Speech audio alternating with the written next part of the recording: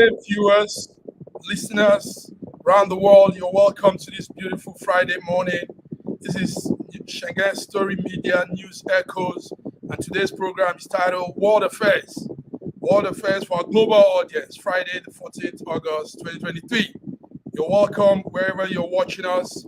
We give updates, we give you news as it affects our living, our existence, and it's up to you to decide.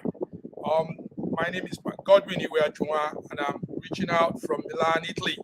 Joining me from the other end of the world is my coordinator and colleague, Sir George Chukwu from Toronto, Canada. Sir George, good morning. Good morning, Mac Godwin, and good morning from viewers around the world. Thank you for joining us this morning. It's going to be an interesting episode, so stay tuned. It's going to be an interesting episode. George, you're sounding calm, you're sounding cool upon what is going on there in your place. One of the news headlines this morning, as of yesterday, is the Canadian Prime Minister Justin Trudeau and the wife Sophia split after 18 years. George, with that news, I know your friends. What do you say? Just a little. Well, our prayers are with the Prime Minister and his wife. Marriage is a divine institution, and so basically we are praying that all it will be well with them, even if there is some sort of mutual agreement for separation, that they will come to terms and stay together for the sake of the nation and the sake of the children and the sake of the institution of marriage. So we hope that they will come to a common level of understanding that will be profitable to both parties. So that's what we are hoping. So we're praying for them. Thank you very much. That's a good one. We're praying for them. George, some headline before we go into the main discourse for today is the Niger crisis. Niger, the northern side of Nigeria, right there outside the central of Africa. As of this morning, yesterday night till this morning, the president-elect Tinubu dispatched some negotiators, the former president Abdulsalam Abubakar, Sultan of Sokoto, former ambassador Kingibe, as ambassadors to go and negotiate with the coup plotters in Niger, right there in Niamey, and we are still watching the negotiations and what they are saying, if they will come to a truce. Also on the headline is that U.S. ordered evacuation of some of its embassy staff and families from the Niger. Some embassies are actually recalling their staff.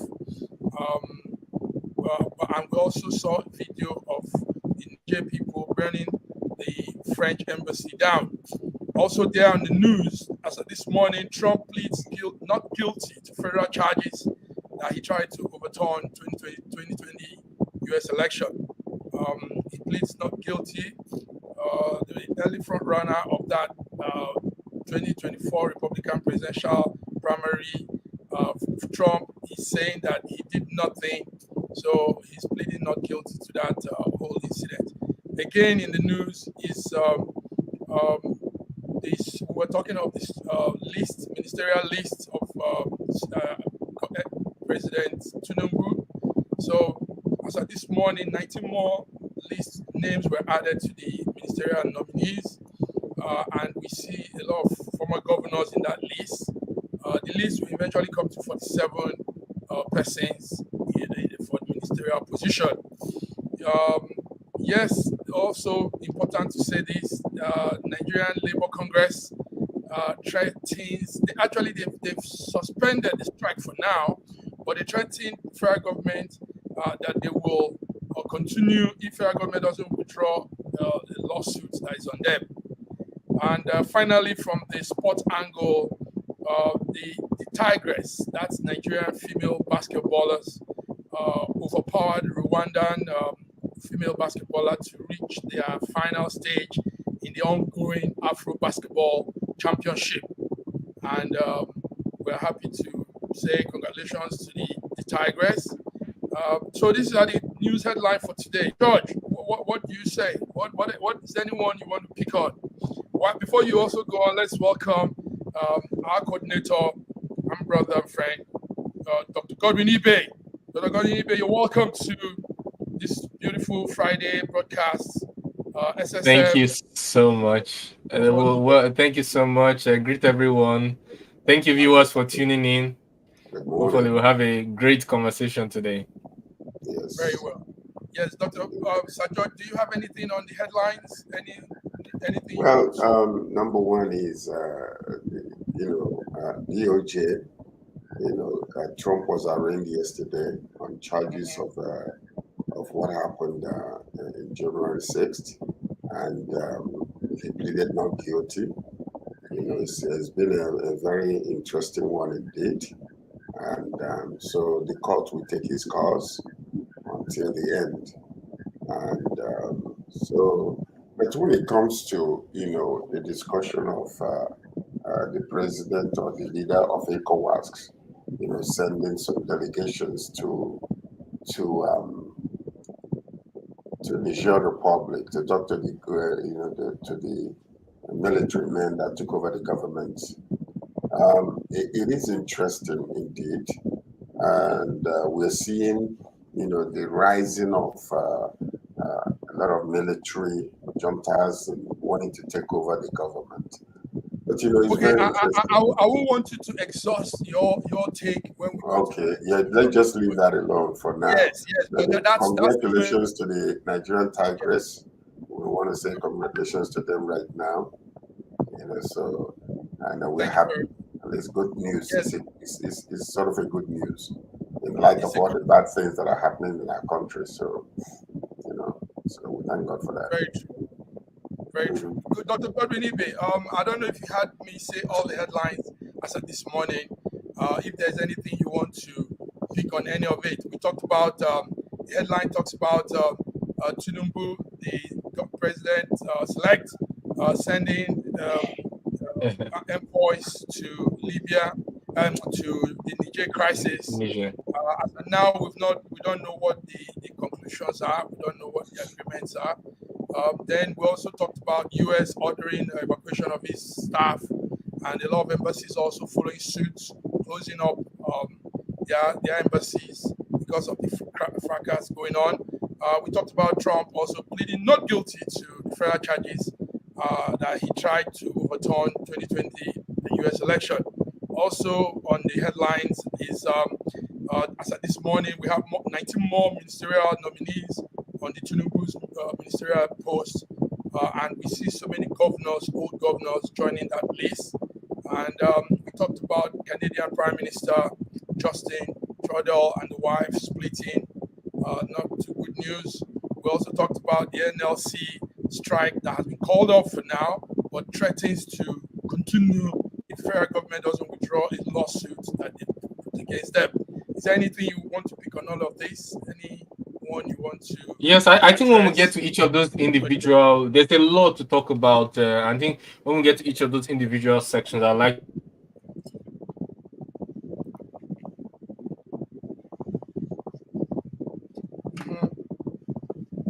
Dr. Ibe?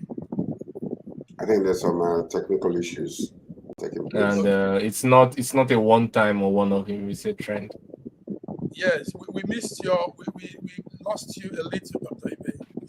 Can you say that? Yes, I said when we get to each of the particular news headline, we'll treat them because there's a lot to talk about. But one thing we can say is that many of these headlines are like trends. They're like trends instead of But I said what we're trying to do this morning is talk more on what is happening in Africa with the uprising in Niger.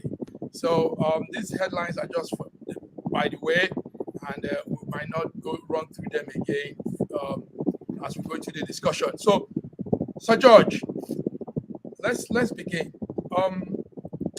Let me give a small intro to this discussion this morning. The interaction between democracy and the military has a major repercussion in terms of influencing nations' political landscape. Africa now, in particular, Africa we're talking about.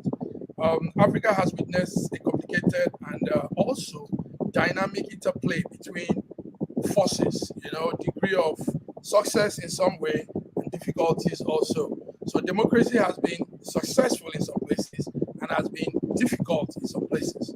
So this program, what I want us to do is to examine Africa's road towards democracy, democratic processes. Also looking at what we call what I would call a shift from what we've always known to what we're seeing now. Take note also that some countries have had democracy work for them to an extent. They say Ghana has a level of good governance when it's measured with other African countries. Botswana also has been proven to have democracy working for it. But we have many other countries in Africa that are not facing a lot of challenges when it comes to democracy. Mali, Burkina Faso are under military rule, and now Niger has joined.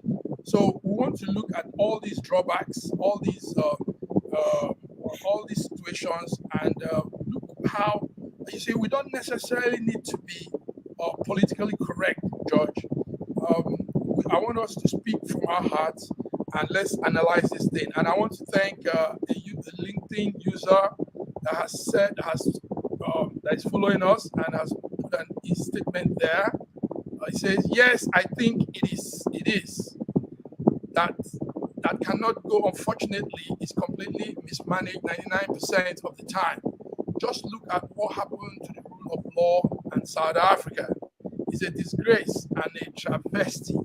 Black leadership there practice racism on a daily basis." Okay, thank you. Whoever you are, you didn't state your name, but that's your comment, and I think it's a good one. George, so let me hear from you. How do we? What's happening? Could you please check your mic? Master? Can you hear me? Yes. Yeah, we can hear you actually. I think it's the fan that is causing the issue. There's a background noise. Yeah. Windy noise. Anyway, listen, you're sending delegation to ECOWAS, to Niger Republic. You are mandating for a resolution, but you fail to realize that there is a cause and effect in this particular situation. Why are citizens so happy that the coup took place? You did not ask the question, what brought about the coup? The people to actually jump up and down and rejoicing over the fact that the government has been toppled. See, when you do that and call it democracy, we are trying to maintain democracy, you are slapping your face on the face, because if you're not careful, that particular situation that is taking place there might happen in your own land if you're not very, very careful. So it's almost like, like a medical doctor, Dr. Godwin is here.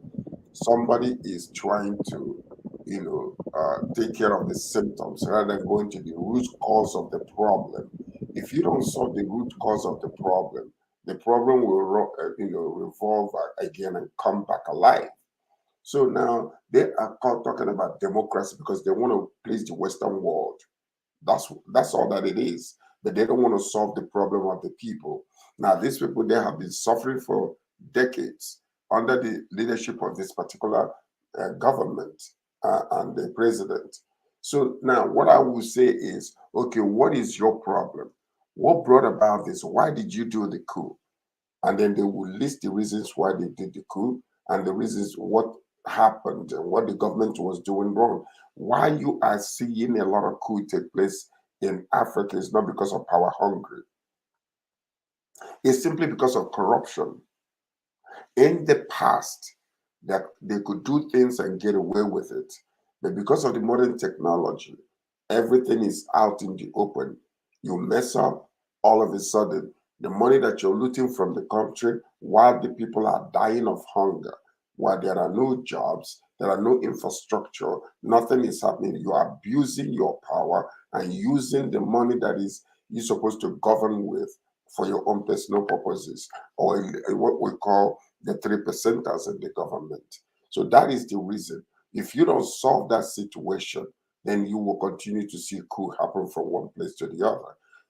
The Western world gave us democracy, but they did not tell us also that checks and balances are supposed to be in place in order not to allow the leaders of these nations to abuse their power and to abuse the infrastructure that has been, the money that has been given to them to govern the people. It is government by the people, for the people, with the people. Therefore, if they elect you democratically or you hijack democracy per se or the election, people might not be happy. And when the time comes, you will see some of these government, some of these leaders in different factions want to take over, like what happened in Niger.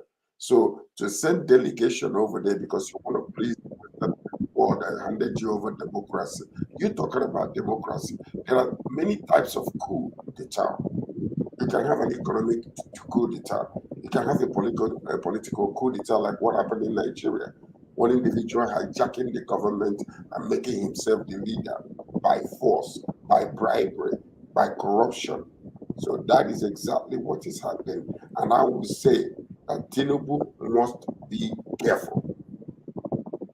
Tinubu Don't, must. because if you are trying to solve a problem in another country while you yourself are guilty of the same crime but in another way, it could come back to haunt you later.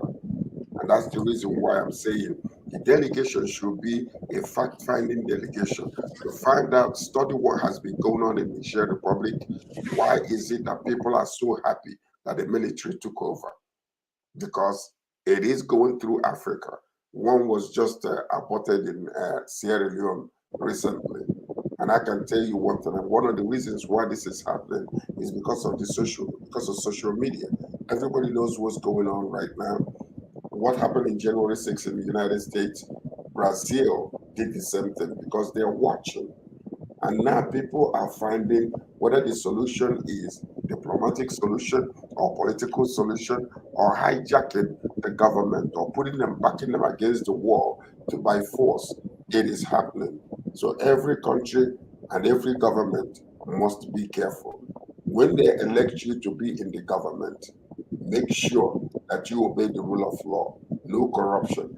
Ghana is the way it is today because Rawlings put the fear of God in them when he killed all their leaders because of corruption. That's what you're seeing all over. We don't want that to happen. Therefore, what we want to do is to go to the root cause of these problems and solve the issue. Look at what is happening in Nigeria. These people are Okay, saying that they're going to be we'll come. striking. We'll come to you again, George. George, there's so much to talk about. International, as of yesterday, Thursday, international pressure mounted on the coup leaders in Niger. America's, they will put their mouth in it. The United States Secretary of State Anthony Blinken offered some support for the regional bloc of ECOWAS. ECOWAS, he's offering support to ECOWAS, though he did not specify how that support will come. But he told reporters in New York yesterday that the US believes the bloc needs to put more effort to restate back the toppled president Mohamed Bouazizi.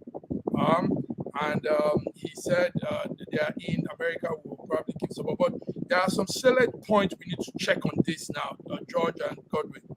Number one is ECOWAS invasion of Niger Republic is simply going to be a war between Nigeria and Niger. That's what it is in proxy. It's going to be a war between Nigeria and Niger in proxy. And Russia and the Wagner Group have come in support of the Niger Republic.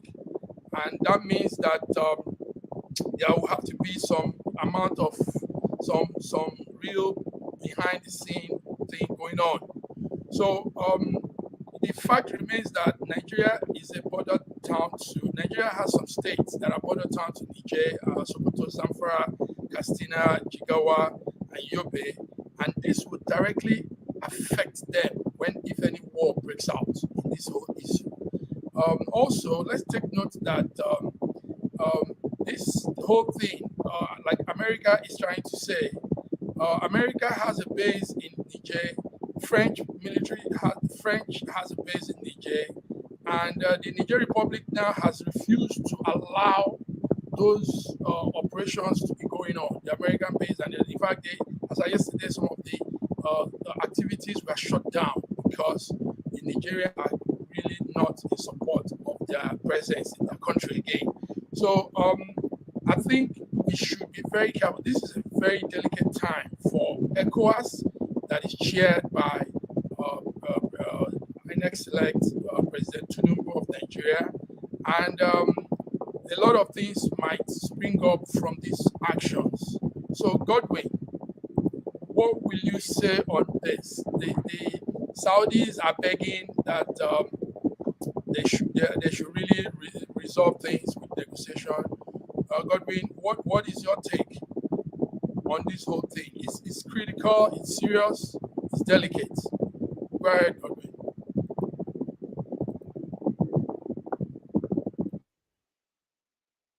You're muted. You're muted. It's critical, it's serious, but it's not delicate. It's everything but not delicate. What needs to be done is clear, and what needs to be done is anybody trying to invade should back off. The only thing is that we have known right from time that in geopolitics there are no saints and there are no backsliders and there are no repentees. We have interest.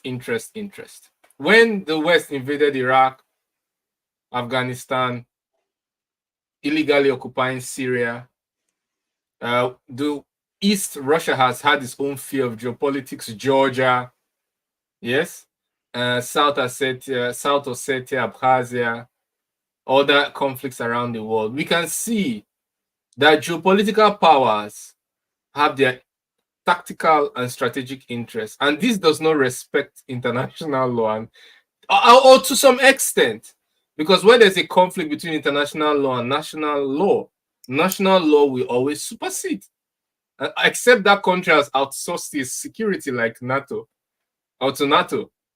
Like, for example, it has a hierarchy of order.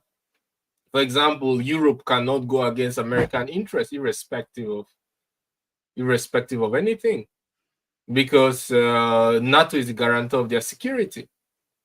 And so when a country is sovereign, means that it has security first and foremost, because the idea that you're destroying your economic deals, why go to war? You're destroying your economic deals, you're getting sanctions. It's all a farce. You cannot make any economic deal without security. In fact, nobody will consider your deal serious if you cannot guarantee your security. I give an example. You want to buy grain from Russia, but Russia cannot guarantee that the grain will be delivered to you. Are you serious? Which insurance company is going to insure you? Without having a guarantor of your security, you can make anything on paper. It will not go because they will just block it at sea or any other stumbling block. So a fight for security is first and foremost. You need that security to guarantee peace and free economic marketplace agreements. And what we are seeing is more of East-West conflict and taking on the world stage. Sir George said something about checks and balances. There were no checks and balances. What was happening was that it was a unipolar world, and it was guaranteed by an advantage which for quite a while the West enjoyed, or rather United States particularly enjoy, and that's the power of the dollar. It's really powerful. It's a real tool if used in the right direction, brings a lot of benefits. So you could fund 700 military bases outside the country. You could sponsor uprisings. You could sponsor wars. Just print more money. But then when you have BRICS coming up, countries now saying, okay, we're going to conduct trade in our national currencies. Then all of a sudden, you understand that there's now a significant cost in printing money. When you keep on printing money, now if there's inflation, you can see the Fed raising base points and raising and raising and raising. And inflation, even the countries that were shielded from inflation naturally, traditionally, are no more shielded. Europe skyrocket, United States the same. Because that power, that weapon can no more be wielded at the way it is. Now, why did I say it's not delicate? It is clear that this is another case of invasion. Why a military coup is bad in its as from the word, but we understand that their interest. But what is the most important interest is the interest of the people. Because just like Ukraine are cannon fodder in this war, because the people, they are the ones suffering the most, they're the ones losing the most. It's their land is suffering the most, their citizens are suffering the most. The people that always suffer the most in any war are the inhabitants. Now, what do these people want? The Niger people want? They really wanted the president out. So if we go by that, then we should just quit the hypocrisy, shut up our mouth and accept their fate, because Thank they you are very- happy with the turn of the events. Dr. Godwin, you have a lot to say today on this issue. So let's not exhaust everything once on this line. We have a few minutes to go on the break. But we want to thank the viewers. There are viewers online and they are putting out comments. Susai Desmond Yagba says there is a paradigm shift caused by poor leadership. The people are rejoicing for the military takeover because it's not working. What does that tell us? He asks. The people want hope, and everybody, either in democracy, a democratic agbada, or a military kaki, that offers that hope will win the people. Now, Desmond is aligning with the two of you now, Godwin and George. He said, concerning the proposed military invasion on Niger, I suggest a back off. There's no place in this world, may it not be 100% right, where peace is restored through the use of military force and the hard way peace.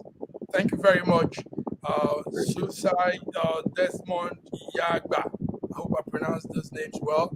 That's a very good comment you have put out there. Now, gentlemen, before we go on the break, there's another angle to this whole thing, and that angle is that this coup in Niger could boost the ability of Islamic extremists to recruit and begin to increase in their violence in that part of Africa and even that part of Nigeria. So, George, what do you say about this? Because when there is this kind of turbulence, rowdy situation, these extremists use that opportunity to step in and create more havoc. George, what do you say? Well, I don't think it's going to happen in Niger because the military is in charge right now. So the fear of the military will be upon those Islamic militants who wants to hijack whatever they don't want to hijack, because when the military, they have the guns and they have a total authority to do what they want. They don't go into negotiation. They just take over. They don't negotiate. So I don't think there's going to be an uprising. What could happen is that they might infiltrate into Nigeria right now, or the borders of Nigeria, because they know that any mess that they make, they will be taken down right away. So I'm not even worried about that. The only concern that I have is Nigerian border, because that could be a safe zone for them to cross over now and begin to cause havoc in our country. That's what I can say. I don't think that's a concern for Nigeria Republic. Because if that is the case, these people would have said, okay, let's restore the president back. But what they are doing is listening to the people, and the plight of the people must be solved, or else any type of military takeover. I know Buhari sent, what's his name? Tinubu sent some delegates to Morocco, was it Morocco, or two other countries, Algeria, who are supporting this coup and saying if there's any military invasion in Niger, that they will support the military men in Niger to make sure that that does not take. So you're looking at what you call inter-Africa type of mess that is about to erupt unless these people back off. Thank you very much. Let's go on a short break. This is it, viewers. You are tuned into SSM News Echo World Affairs today, Friday, 4th of August 2023. And we are asking the question, is Africa in for this paradigm shift from democracy and the military? And yes, you're putting out your comments. Thank you for those that are putting out their comments. So we'll go on a break. We'll be back, gentlemen. Thank you for what you're saying here. Great ones. You're saying great views. Thank you.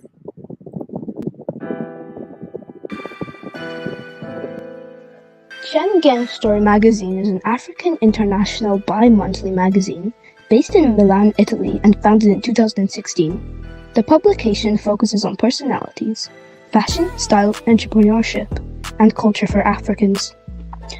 Though articles on food, movies, fitness, music, travel, sports, technology, and books are also featured.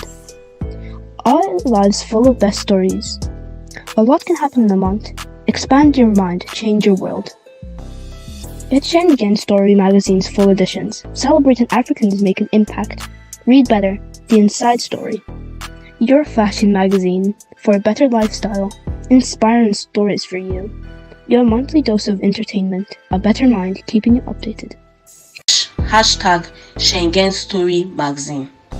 Get Schengen Story magazine full editions. A year ago, I wrote a book titled The Final Solution, and I was trying to say to the rest of the world that there are challenges ahead. Now, a prophecy did come, and that prophecy is coming to pass. But I'm telling you, the final solution has been found many years ago in the Bible, because the Bible simply says righteousness exalts a nation and sin is a reproach to the people. So I want you to know that we can get solutions to problems in Ukraine, in Russia, in Nigeria, indeed all parts of the world. We need that solution, and the solution is straightforward. Please get a copy of my book. It's the Final Solution by Bishop Shegun Johnson, and you can find it in Kindle, in Amazon. Just type Bishop Shegun Johnson, The Final Solution. It will come. It's very, very small book you can read within 2 hours, but it contains the final solution. Do get a copy. Not getting it is doing disservice to humanity. Don't forget The Final Solution.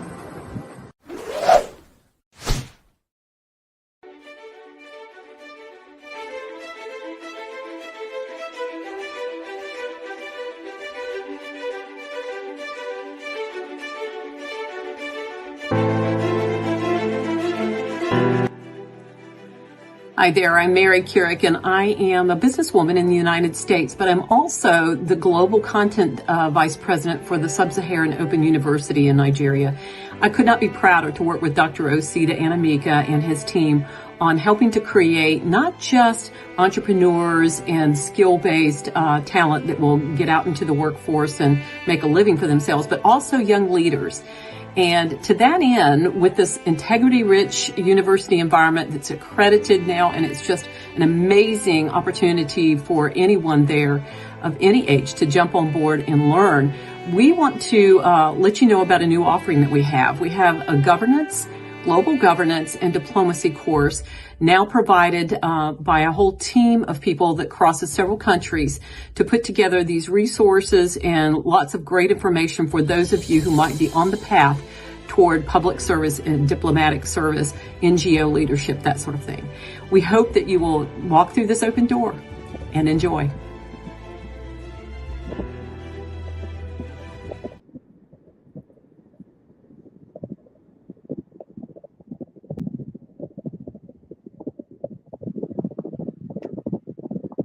Yes, viewers, you're back to our program, SSM News Echo World Affairs today, Friday. Thank you for joining. George, I hope you're there. Godwin, I hope you're there. Now, yes, I'm here. the question is Africa in for from democracy and military? Godwin, this is for you. When this coup happened, one major voice that sprang up was the Russian boss,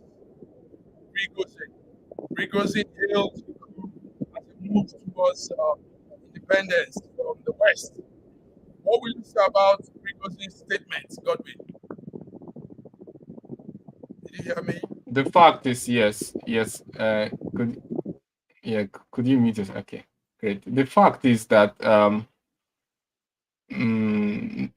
we talked about multipolarity, the world moving towards multipolarity, settlement in national currencies. And then the two additional factors is the guarantor of their security. Wagner has been playing a fantastic job in terms of security in Africa, and Africans have come to trust Russian security. Where an area where Russia is secure, you don't have a lot of misbehaviors, right, in those areas. So it's not, there's no too much take to court case, democracy, no democracy. If you say security, Russia secures a place, the place is secured. You will not be having additional issues. Then the last but not the least is that they now have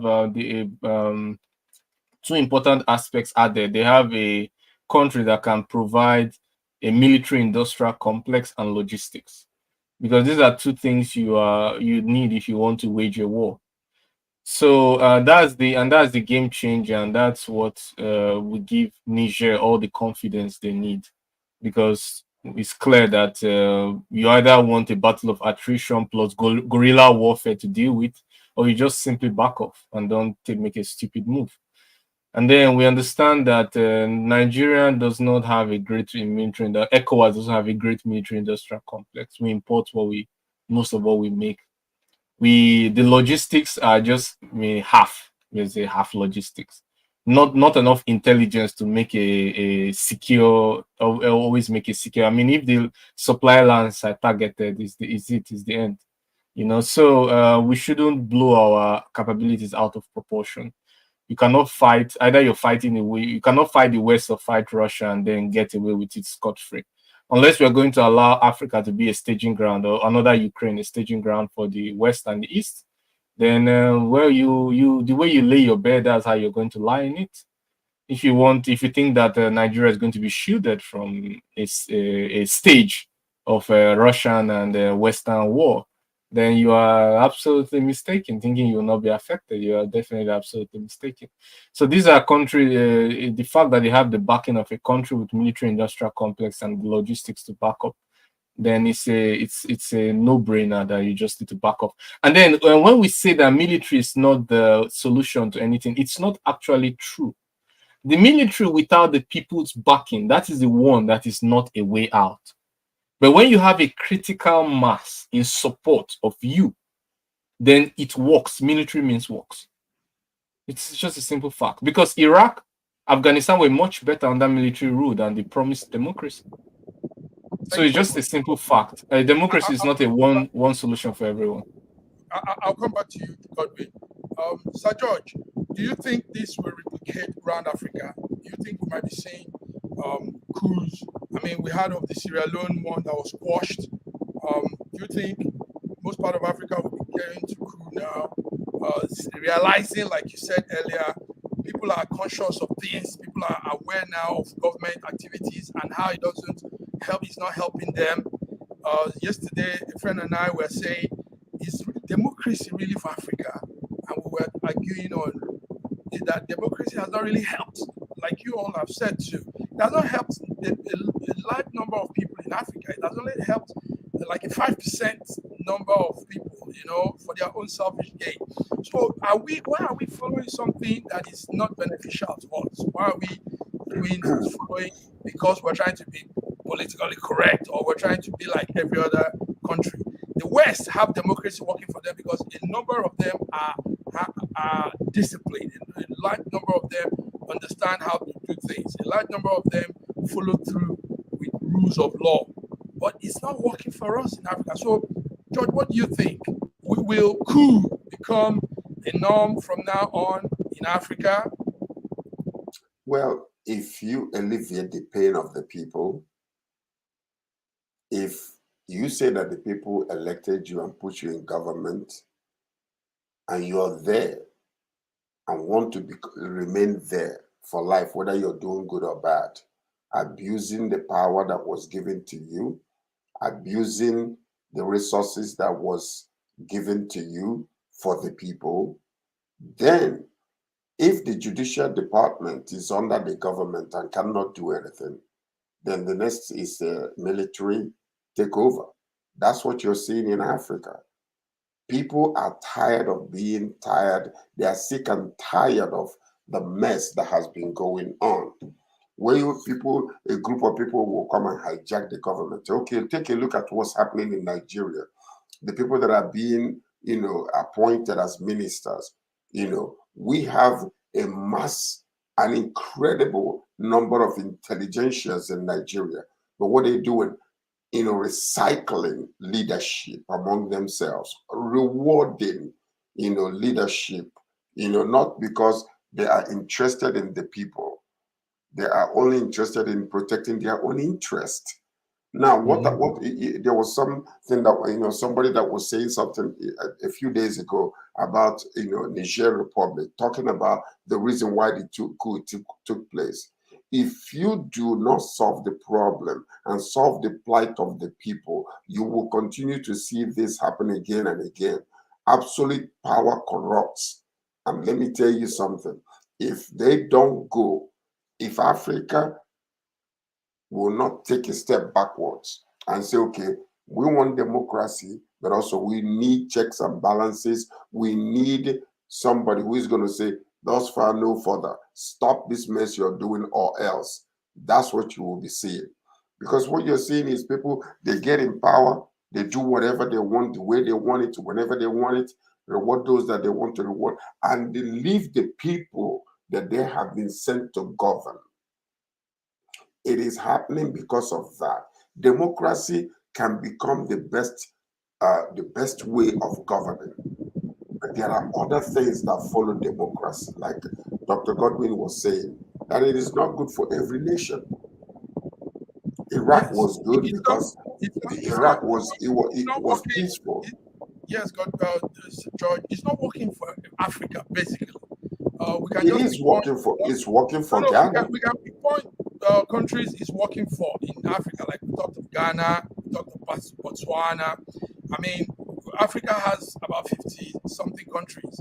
I mean, if just 2 or 3 countries are enjoying the benefit of democracy, what's the essence out of the number? So, before I go further, before I come to Godwin, let's read Sasu's Desmond's statement again. Yagba, he says, to add to the above comment he said earlier, ECOWAS needs a new playbook in handling such situations. Whatever decisions taken will either tame or maim the current tension surrounding this matter. Any wrong move will leave us all in regrets. Wow. I am 100% in agreement with this young man. Thank you so very much. Yes. So, Godwin, Desmond has said a strong one there.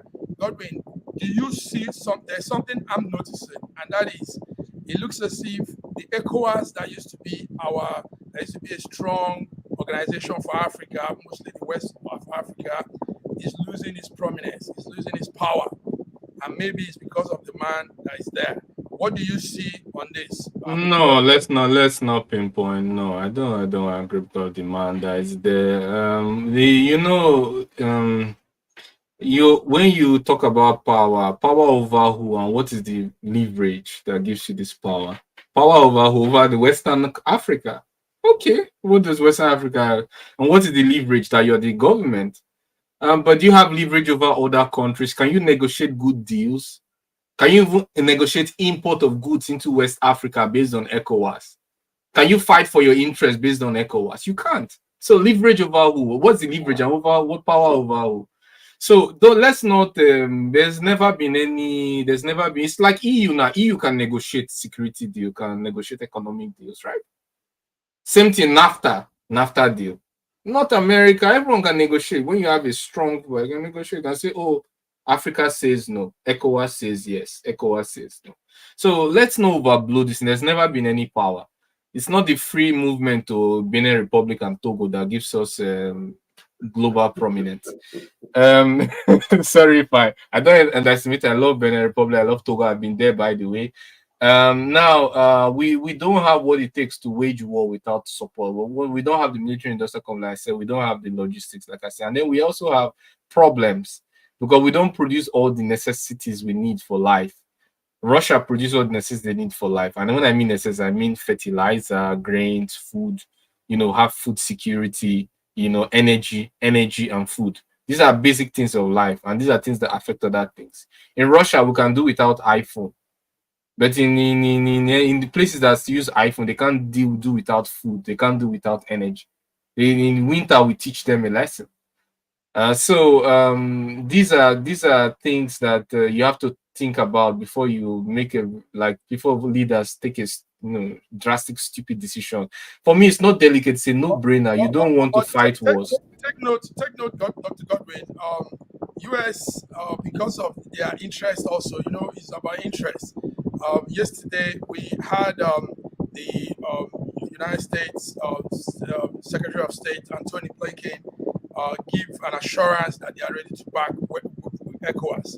So don't undermine the power of ECOWAS at this point. I undermine, and I will continue to undermine. The reason is because Russia has declared support. I can undermine it. That's the thing. Yes, I'm coming to you on that again. We're coming on that.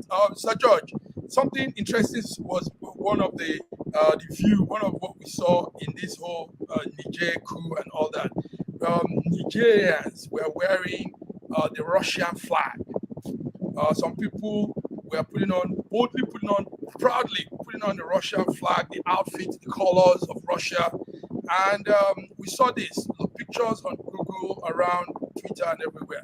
Now, what are we seeing, George? Do you think the people want Russia in, as they have now driven France out? And what are the rudiments? What could happen? What are intricacies behind all this, George? What do you say? Russia recently did one of the smartest diplomatic moves any chess player could have ever done in the stage of the world diplomacy. Russia is promising free grain to a lot of African countries to alleviate the hunger of the people. While United States is playing their own politics locally, internally, Russia is making strategic moves to touch the hearts of the people. They are winning this game. I am telling you, if care is not taken, people will clamor and go after the type of leadership or help that America has been offering to a lot of countries. So what we're seeing now is Russia knows, they understand the plight of the people. And when what you call is stomach infrastructure, stomach politics, I will give you food to survive so that you can be able to do what you need to do while you're living. And fertilizer to grow your food. Fertilizer, they are offering it. Now, and forgiving your debt. 2.3 billion. Billions. Now, watch this now. Watch this. This is a powerful, I'm talking about one of the strongest diplomatic move any nation have ever made. Where you're no longer trying to come and take their infrastructure, take their resources and abuse them. I'm saying I'm going to give you first And that's the law of nature. When you give first, you can turn around and receive later, because you're sowing into the lives of the people and you're buying their hearts. I am telling you. So now what we're seeing in Africa, people are hungry. People need these fundamental necessities: light, water, especially security. food, Security. So if you bring in what you call democracy in these countries, but do not support or help them to understand that we will put you down, or we will hold you responsible and have an active way of doing it, and that corruption will continue to fester in Africa, you will continue to see coup d'etat happen from country to country. And let me tell you something: if they are not careful, Russia will just take over.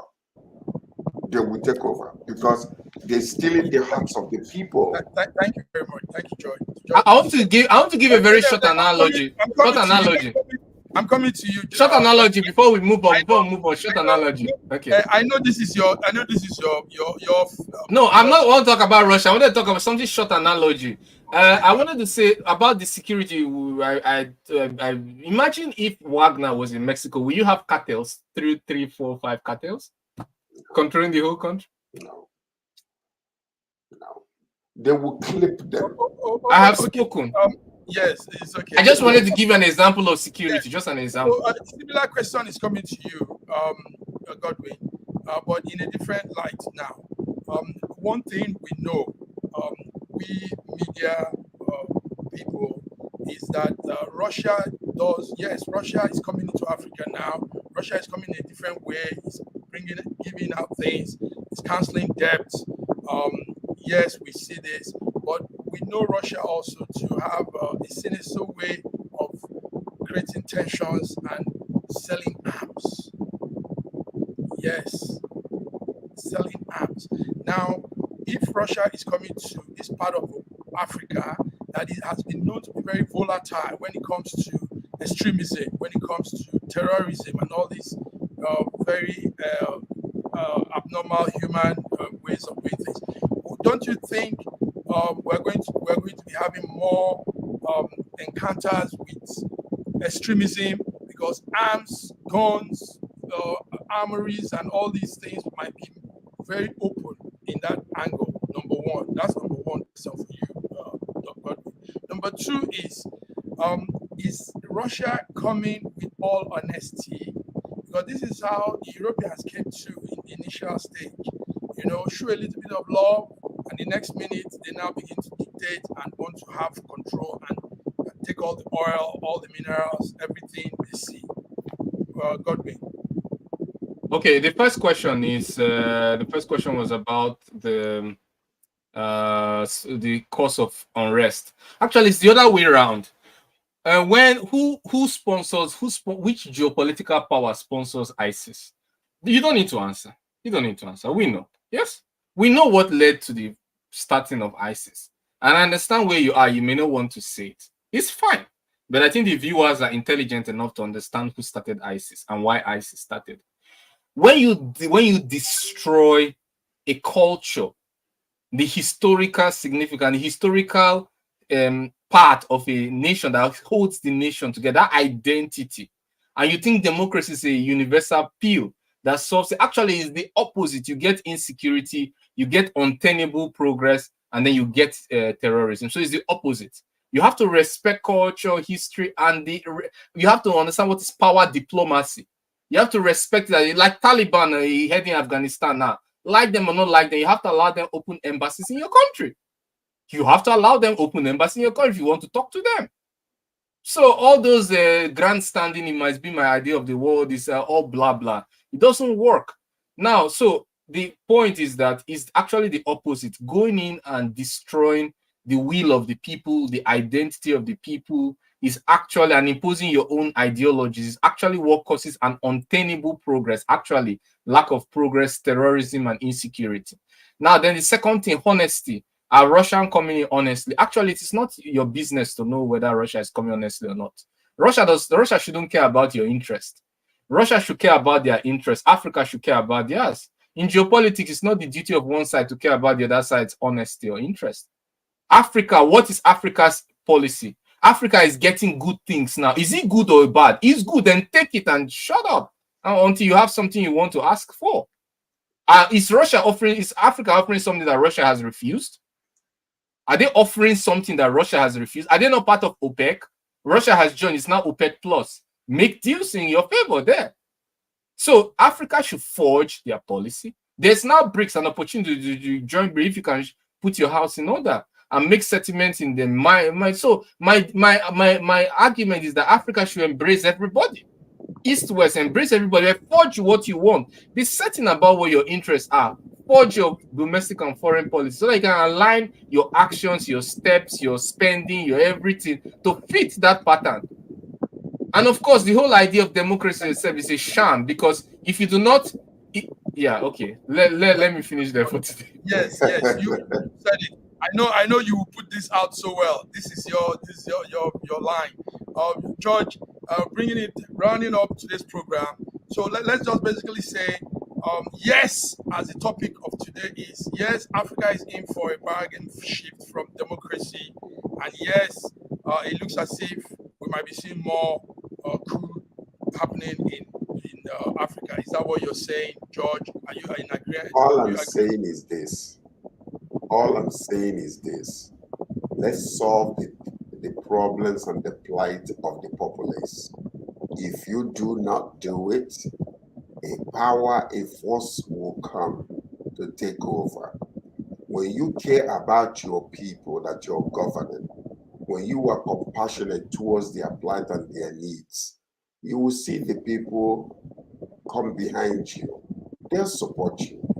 So all I'm saying is, don't go mandating to Niger Republic about democracy when you have not gone down to the bottom line, to the foundational problems that they are having that brought about this coup d'etat, and want to mandate them, restore the president. Who the hell are you? When people are dying in that country and have been dying in that country, go and solve the problem and you will see governance and peace and democracy function effectively.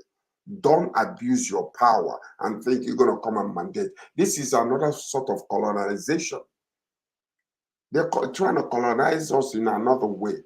You want to give us your wine to drink, to eat like you, and live our culture and embrace yours. This is exactly the same thing that is happening when they are trying to force certain countries, unless you adopt, this same-sex marriage, we will not deal with you. To hell with you. That is not our culture. That's not what we want.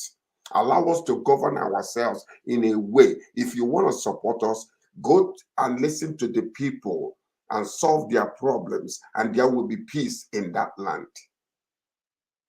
Wow, that's we're a tough in North one. America, we're in the Western world. We Thank you very much. That's a don't tough go one. and choke these people with your own. Thank you, George. Godwin, what's your last take on this?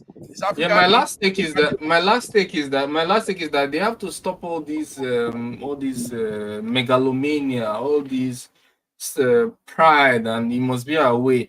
Because the truth is that the West usually gets a better deal before there's an uprising. For example, before the Russia-Ukraine war, there was agreement. Peace agreement means one, means two, which were more in the favor of the West. There's always that deal. France had a better deal. They were getting uranium to power their nuclear reactors, and their French were there getting free military base.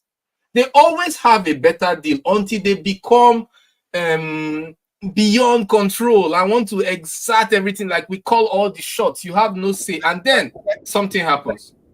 Thank you, man. Listen, you guys said it. The viewers were following, and thank you all, viewers listening, watching.